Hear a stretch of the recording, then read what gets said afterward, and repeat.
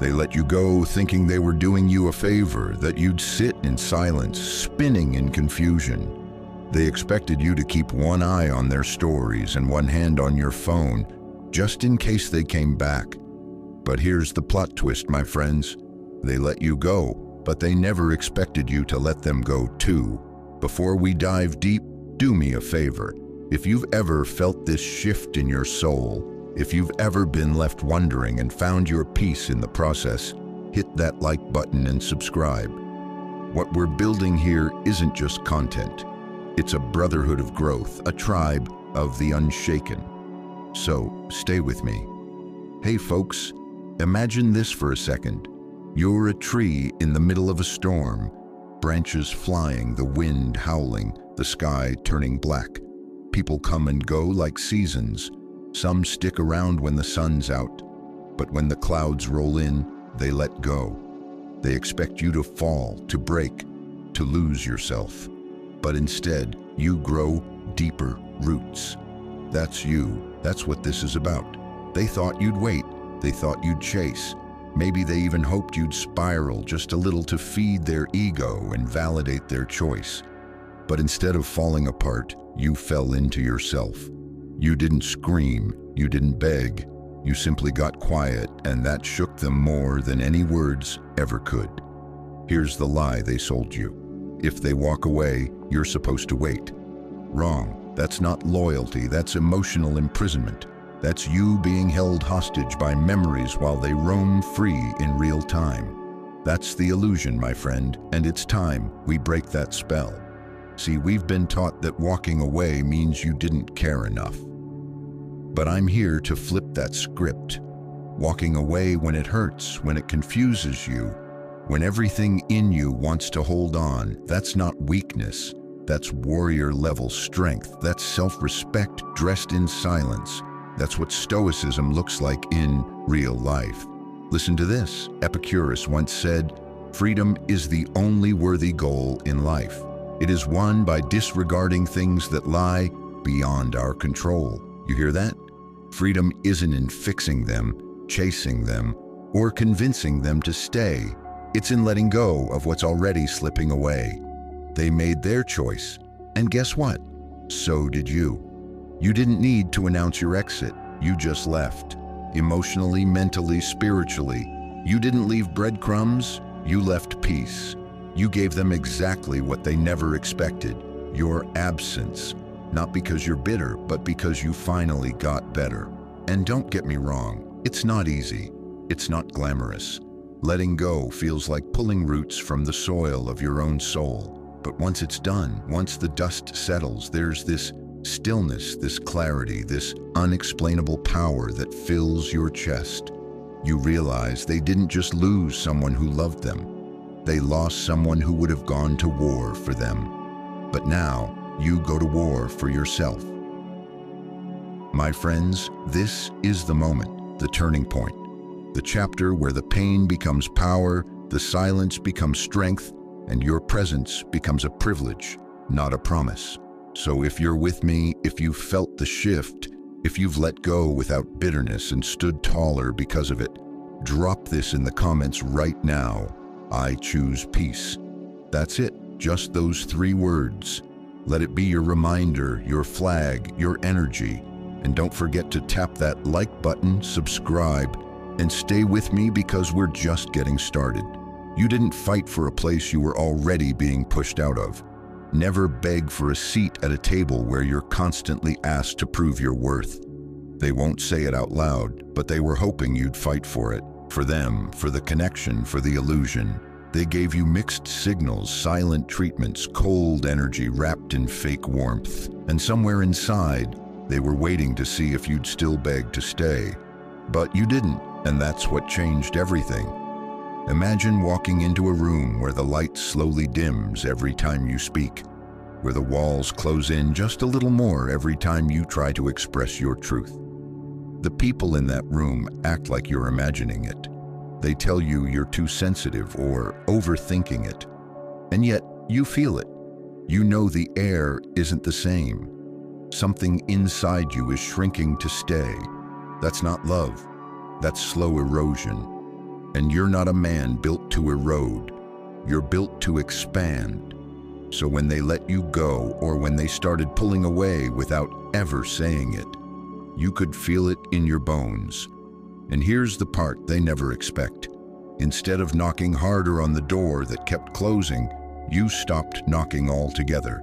You didn't fight for a place that was already rejecting your presence. But let's be honest here, my friends. That decision isn't easy. There's a moment of fear that grips you like a cold wind down your spine. The questions start swirling. What if I'm giving up too soon? What if they come back and I'm not there? What if they really did love me, but just didn't know how to show it? That's the fear talking. That's the echo of every old wound whispering that you don't deserve certainty, that you should settle for confusion disguised as love. But let me tell you something. Real love doesn't hide behind maybes. It doesn't punish you with distance. It doesn't make you feel like you have to audition every day just to stay relevant. That's not love. That's emotional captivity. And the lie is that if you walk away, you'll lose something precious. But what you're actually doing is saving something even more sacred, yourself. You see, most people stay longer than they should because they confuse fighting for someone with fighting for love. But Stoicism teaches us something radically different. Marcus Aurelius said, "You have power over your mind, not outside events. Realize this and you will find strength. You can't control how they feel. You can't control if they stay, if they change, or if they finally recognize what they had. But you can control your response. Walking away from what drains you, that is power. Still, I get it. You wanted it to work. You wanted to be enough for them to stay. But if someone needs to lose you to finally see your value, was your value ever really seen to begin with? That's the hard truth, but it's also the beginning of freedom.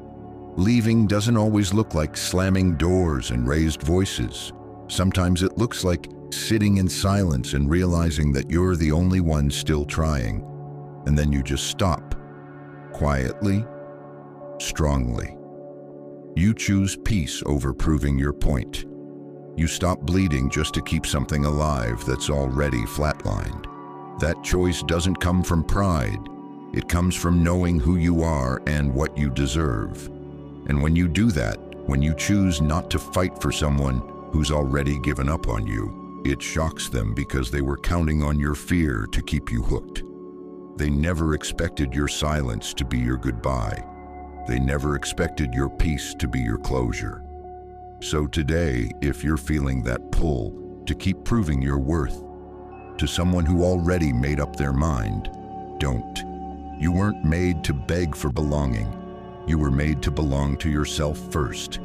If this hit home for you, my friend, type this in the comments right now. I know my worth. Show yourself. Show the world. Stay with me because in the next part, we're going even deeper into what happens when they expect you to chase and you decide instead to change.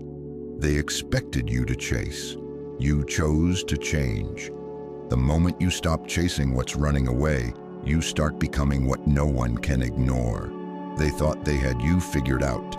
They thought the moment they let you go or started pulling back, you'd jump into action, that you'd panic, that you'd turn into the emotional firefighter rushing in to save something that was already burning from both ends. That's what they counted on, your old self, the one who would have done anything to fix it, explain it, hold it together. But this time, something shifted. You didn't chase, you changed. Now, picture this. You're standing on a train platform. They're on the train, looking back at you through the window, thinking you'll run alongside it, breathless, desperate, waving, hoping for them to pull the brake. But instead, you put your hands in your pockets, take a breath, and walk in the other direction. You don't run after the train. You walk toward the version of you that never needed to. Let's be real, though. That moment doesn't come easy. There's a storm of emotion that hits right after they distance themselves. You start asking, Should I reach out? Should I fix this? Maybe they just needed space. Maybe if I show them I care, they'll come back. And then the biggest fear of all shows up. What if they forget me? That fear is the trap. That fear is what makes most people chase, not out of love, but out of insecurity, because we've been trained to believe that silence is a threat, that if we don't fight for someone, we'll lose them forever. But here's the truth. If someone can walk away that easily, they were never yours to begin with. Let me break this lie wide open. Chasing doesn't prove your love. It hides your wounds. It's not about them. It's about not wanting to feel abandoned, rejected, unseen. But let me tell you, my friends, there's no healing in chasing someone who's already emotionally sprinting in the opposite direction. You chose something different. You chose stillness over scrambling. You chose elevation over desperation. And that's where everything changes. Because while they were waiting for the chase, expecting the "I miss you" text, the guilt trip paragraph, the late night call, you gave them something rarer: growth. You see, you didn't just let go. You leveled up quietly, silently, with that inner fire only a man who's been through hell and refused to stay there understands. Epicurus said, "First, say to yourself what you would be, and then do what you have to do." That's what you did. You asked, what kind of man do I want to become? Not how do I win them back, but how do I win myself back? Slowly, without announcing it to the world, you started becoming that man. You trained harder. You started sleeping better. You showed up for yourself. You set boundaries. You focused on your purpose. You didn't drown the pain. You transformed it. Meanwhile, they kept looking back, wondering why it felt different this time. Why your silence didn't sound like hope, but like a decision. Why your absence didn't feel temporary, but final. And the truth is, they lost access to the version of you that would have chased. That version is gone, buried in the ashes of who you used to be. What rises from those ashes? A man of clarity, a man of principle, a man who doesn't chase people because he's chasing purpose. Let me be real with you. Most people never expect the quiet ones to grow. They mistake your silence for sadness, your stillness for stagnation. But you're like a mountain. You don't need to move fast. You just need to stand tall. And once they realize they can't move you the way they used to, that's when the shift really hits them. You didn't respond the way they thought you would, and that's what made the impact. You didn't try to make them regret it. You made yourself proud. And that's the kind of shift no one forgets. So if you're feeling that storm inside you, if you're tempted to chase, to reach out, to prove something, don't. Choose change instead. Choose growth. Choose you. And if that's where you're at right now, type this in the comments: I choose to grow. Say it loud. Say it for you. Say it for the version of you that almost chased, but chose peace instead. Stay with me, because next, we're going to talk about what happens when you stop playing their game and start making peace with the ending they thought you'd never accept. You made peace with the ending while they played with it. They didn't end it clean, but you chose to heal anyway. That's power. You know what messes people up the most after a breakup? The gray area. That murky, confusing in-between space where nothing is clear but everything still lingers. They say it's over, but they don't act like it. They pull away, but don't let go completely. They say, I just need time, while leaving the door cracked just enough for your hope to slip through. Here's the truth most won't admit. They didn't want to lose you. They just didn't want to keep you either. They wanted emotional comfort on their terms. They wanted space, but still expected your support. They didn't want the relationship, but they weren't ready for your absence. That's not love.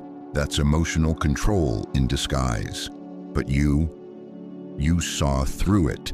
While they were busy playing with the ending, reaching out just enough to confuse you, staying quiet just long enough to make you worry, you decided something most people never do. You made peace. Not because they gave you clarity, but because you created it. Let's pause for a second and imagine this. You're in a bookstore. You pick up a novel that starts off incredible, hooking, emotional, raw. But somewhere in the middle, the pages go blank. No conclusion, no explanation, just stops. You could keep staring at those empty pages, hoping the words appear, or you could close the book, take a deep breath, and walk away. Not because the story wasn't meaningful, but because your time is. That's exactly what you did. You stopped waiting for an ending that made sense. You stopped waiting for them to wrap it up neatly, to give you the closure, the confession, the "I'm sorry." Because somewhere deep inside you realized you don't need their words to heal. You need your decision. My friends, this is where most people stay stuck. They chase closure like it's a finish line that will make the pain disappear. But that's the lie. That's the trap, and you broke it. Seneca said, "We suffer more in imagination than in reality." That's what happens when you romanticize closure. When you believe that if they just said the right thing, all the pain would disappear. But most times the words never come. Or worse, they come and they don't fix a thing. You didn't fall for that illusion. You didn't text, "Can we talk?" You didn't beg them to explain themselves. You didn't send one last emotional essay hoping to unlock peace. You simply accepted what was. Their silence was your answer. Their hesitation was your clarity. And I know that's hard. I know how badly you wanted them to just be honest, to tell you why, to admit they messed up.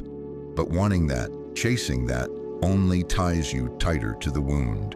And you were ready to let go because you finally understood something powerful. Closure doesn't come from them. It comes from you, from your ability to sit with the pain, face the truth, and still choose to walk forward. You see, while they were keeping one foot in your life and one foot out, you closed the door, not out of spite, not with drama, but with quiet conviction. And they didn't expect that. They thought you'd wait around in the what if, but you didn't. You stepped into the what's next. Let that sink in. You didn't heal because they made it easy. You healed because you made a decision to protect your peace, even if it meant walking away without a final conversation. That's rare, that's discipline, that's Stoicism in action. And now you're free because you stopped needing someone else to explain your worth to you. You stopped needing them to validate your pain. You stopped handing them the power to decide when you get to move on. That's when everything changes. So if you're in that space right now, if they're giving you breadcrumbs, if they're keeping things blurry, if they're not ready but still want access to your heart, walk away anyway. Don't wait for closure, be it. And if that's your decision today, I want you to drop this in the comments right now. I choose clarity. Say it, own it, show them, show yourself, and show the world that you don't need an apology to heal. You just need the courage to choose peace. Stay with me, because next, we're going even deeper into the moment when they go silent and you respond, not with desperation, but with stillness. And that's when the silence speaks louder than anything you could have said. You accepted the silence and answered it with stillness. Silence isn't empty, it's full of the truth you've been avoiding. There's a silence that cuts deeper than words ever could. You know the one I'm talking about. It doesn't announce itself with arguments or slamming doors. It just arrives slowly, quietly, like fog rolling in over a field. No explanation, no clarity, just distance. While they thought that silence would leave you chasing, crying, clinging, you did the opposite. You met their silence with stillness. And that, my friends, is what they didn't see coming. Picture this. You're standing in the middle of a lake at dawn. Everything is still. Not a ripple, not a breeze, not a sound. And then, out of nowhere, someone throws a rock in, disturbing the peace. That's what their silence felt like at first. Confusing, jarring. It created waves. But instead of diving in after the rock, instead of splashing around trying to make sense of it, you stood still, you watched, you breathed. Eventually, the water calmed again, and so did you. Most people panic in silence. They fill it with noise. They send texts, they overthink, they spiral into what-ifs, and maybe if I just say, this one last thing, but you didn't. You stayed still, not because you didn't care, but because you cared enough about yourself to not disturb your peace any further. They wanted to create uncertainty whether they meant to or not. They wanted you to wonder. They wanted you to sit there in that emotional waiting room, staring at your phone, thinking maybe they'll reach out today. But you didn't wait in limbo. You took a seat in your own mind and said, if they can go quiet, I can go deeper. That's the difference between reaction and response. Most people react to silence with fear, but you responded with stillness, discipline, and intention. And that silence, your silence, it started saying things louder than any message ever could. You didn't send the "I miss you" text. You didn't post a story just to get their attention. You didn't beg for their presence. You just let the silence speak for you.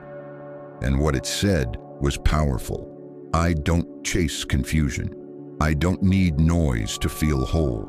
I don't shrink in your absence. I expand. Epicurus once said, it's not what happens to you, but how you react to it that matters. And your reaction was calm, clear, and controlled.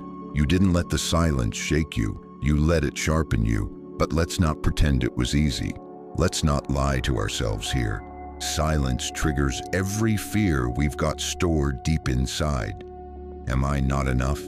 Did I do something wrong? Are they done with me? And that's why most people break the silence first. Not because they have something to say, but because they can't sit with the unknown. They need something, anything to fill the void. But you faced that void head on. You realized the silence wasn't a punishment, it was a message. And the moment you stopped fearing it, you started learning from it. Because stillness doesn't mean you're weak. It means you're strong enough to sit with your emotions without letting them control you. Here's the part they didn't expect.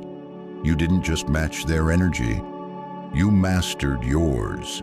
You didn't retreat, you re-entered. You became unshakable because you finally understood not every silence needs to be broken. Some silences are boundaries, yours. They thought you'd reach out. They thought the silence would drive you to chase, but you stayed quiet. You stayed grounded, and now they're the ones wondering. Now they're the ones checking. Now they're the ones who feel the absence, not because you made noise, but because you didn't. That's the power of stillness. It doesn't beg for answers. It becomes the answer. So if you're walking through that silent storm right now, if they've gone cold, distant, unreadable, don't panic, don't chase. Don't try to fix a silence you didn't create. Breathe, hold your center. Trust that the stillness isn't your defeat, it's your discipline. And if this spoke to you, if this reminded you that your peace is more important than their confusion, type this in the comments right now. I choose stillness. Say it loud. Say it for the part of you that used to break every silence out of fear. Show them, show yourself, show the world around you that calm is not weakness, it's your edge. Stay with me because next, we're stepping into the moment where the fantasy finally fades, and you stop holding on to the version of them that only ever lived in your memory. What's coming next is about letting go of who you thought they were and reclaiming who you really are. You let go of the fantasy they still clung to. Sometimes we don't miss the person, we miss the illusion of who we thought they were. Let's be honest, my friends. After someone lets you go, what really keeps you hooked isn't their silence. It's the story you keep telling yourself. You don't just miss the late night talks or the way they looked at you when things were good. You miss the dream, the fantasy, the version of them you built in your mind. And here's the kicker. They often miss that fantasy too. Not you, but the role you played in their ideal image of themselves. It's wild how two people can be in the same connection, but one's living in reality and the other's living in a highlight reel. You remember the moments when they made you feel seen, wanted, important. They remember the way you made them feel adored. They let you go because they didn't want to commit to the real, complicated, evolving you. But they still hold on to the fantasy that they were the one you'd never outgrow. That you'd always be in their orbit, available, idealizing, waiting. But then you let go, not just of them, but of that version of them, the one who only existed in the best moments, in filtered memories, in the movie trailer of your mind. And that's where the real healing begins. Let me paint a picture. Imagine carrying around a portrait of someone, something beautiful, painted in your favorite colors with perfect lighting and no flaws. You look at it every day. It comforts you. But one day you realize something. The person in front of you never actually looked like that. It was your hand holding the brush the whole time. That masterpiece wasn't them. It was your hope wearing their face. And when that truth hits, it stings because we don't just grieve the person. We grieve the potential, the could have been, the maybe one day. We grieve the dream. Letting go of that, that's what breaks most people.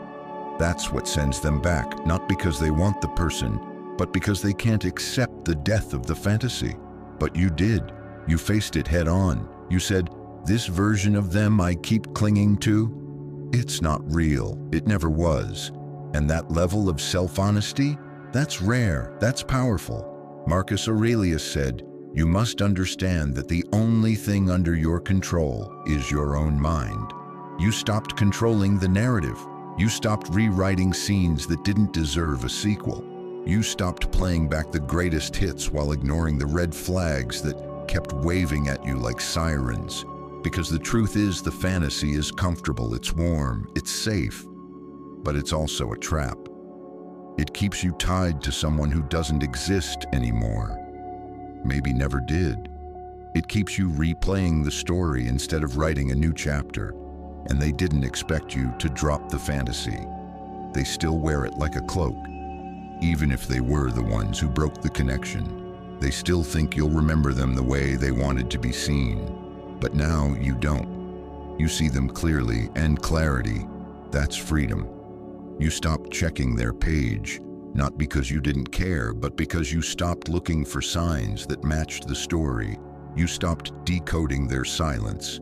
You stopped trying to squeeze meaning out of meaningless actions. You stopped holding on to the illusion that they were the one just because the beginning was good. And when you did that, you stepped into something stronger than love. You stepped into truth. You didn't let go because you stopped loving. You let go because you started accepting. And that's where peace comes from. So if you've been sitting in the memory of someone who doesn't align with the present version of them, it's time. Not just to let go of the person, but the pedestal, the story, the dream, because you can't rise while dragging dead weight, especially when the weight isn't even real. If this hit you, if you're finally choosing to let go of the illusion, not just the individual, then type this in the comments right now. I release the fantasy. Say it for you. Say it for the part of you that's tired of holding on to something that was never built to last. Stay with me because next, we're going deeper into the power of disappearing, not for attention, not for revenge, but for your own resurrection. When you stop leaving the door open and just walk away without a sound, that's when the real shift begins. You didn't close the door loudly, you just didn't leave it open. Power doesn't always roar. Sometimes it's the quiet decision to walk away and never look back. They thought you'd leave a crack in the door, that you'd disappear but not completely, that maybe, just maybe, you'd still be watching their stories, still liking their posts, still checking in with a casual hope you're doing okay. They expected you to ghost them with drama, maybe even throw a little shade, say something cryptic to spark curiosity. But what they didn't expect was the sound of nothing. No drama, no guilt trip, no last words. You didn't close the door with noise. You just never left it open. And that silence, that shook them. Imagine a hallway lined with doors. One by one, people leave, but most doors are left ajar, just in case. Just enough space to return, or peek in, or leave an emotional breadcrumb behind. Now imagine your door closed, clean, quiet, no anger, no mess, just stillness. That's the kind of closure most people don't know how to handle. Because we live in a world where people feed on reaction. They expect you to reach out, to lash out, to leave a trail of what ifs and maybe I still care, but not you. You didn't do it for show. You didn't do it to prove a point. You did it for one reason, your peace. It would have been so easy to leave one eye open, to keep the door cracked just a little. Out of nostalgia, out of fear, out of what if they come back? But you didn't. You chose finality, not out of hate, not out of ego, but because you were done bleeding for maybe. Here's what most people don't want to admit. We don't fear losing the person. We fear losing access. We're scared to let go of the possibility, the option, the comfort of knowing someone still thinks about us. That's why people leave just enough space to slip back in when loneliness creeps up. But you saw through that game. You understood that leaving the door open is the same as leaving your heart unlocked, and anyone can walk back in. Not because they deserve to, but because you forgot to secure the entrance. And a man who values his peace locks the door behind him. Seneca once said, "He who is brave is free." And make no mistake, it takes bravery to walk away without leaving a trail. It takes courage to choose stillness over attention. But you did it quietly, calmly, and that silence, that was louder than any goodbye could have ever been. Let's not pretend this was easy. There were nights when you wanted to break the silence, moments when your fingers hovered over your screen, tempted to type something. But then you remembered, you didn't walk away for them, you walked away for you. And while they may have expected fireworks, you gave them fog. While they were waiting for a dramatic scene, you gave them peace. That unsettled them because people don't know what to do when you don't perform. When you don't react, when you don't give them the emotional fuel they were banking on. That's when the real silence begins. Not yours, theirs. The silence of wondering why you're not checking in, why you're not holding space for their uncertainty, why you're not playing the waiting game they assumed you'd always be in. And suddenly, your stillness becomes their echo. You didn't slam the door, you didn't burn the bridge, you didn't throw accusations. You just stopped being available. And that quiet, respectful, unshakable energy, that speaks volumes.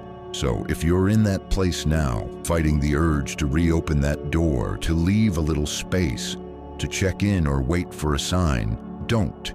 Choose silence. Choose peace. Choose closure without chaos.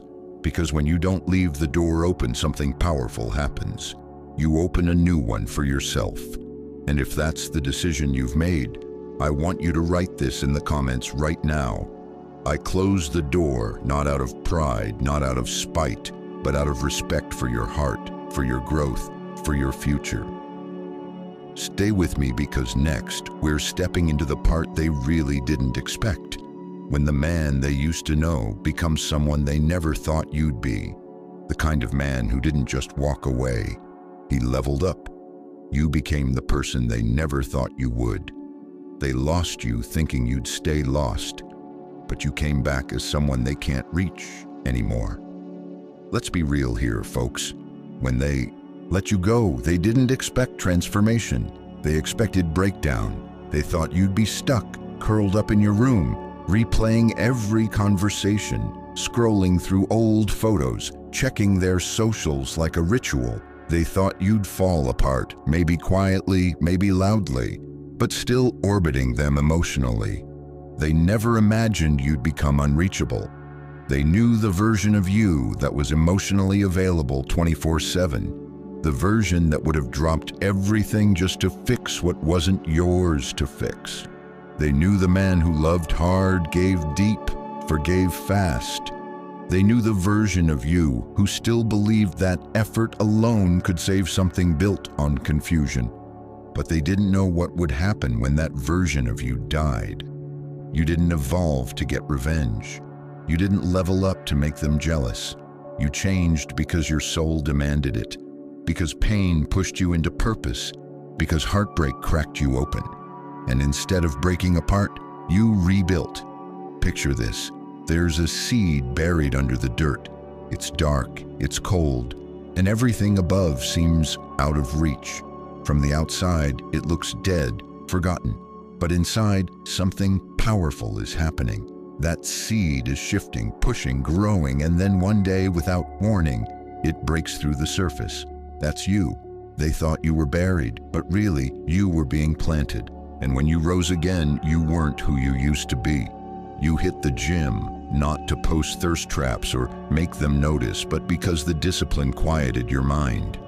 You picked up books, not to seem deep, but because you were tired of shallow connections. You started chasing purpose, not people. And in that silence, in that solitude, something dangerous happened. You started liking who you were becoming. And here's the plot twist. They started noticing. Maybe not with words, maybe not out loud, but the energy shifted. They could feel it, the desperate energy you used to carry. Gone. That anxious attachment replaced by calm confidence. That quiet man who once waited for them is now walking with his head high, not watching them, but watching his path. And that's when regret creeps in, because now they're not looking at the man who loved them. They're seeing the man they lost access to. That man is rare, but let's not glamorize this. The transformation didn't happen overnight.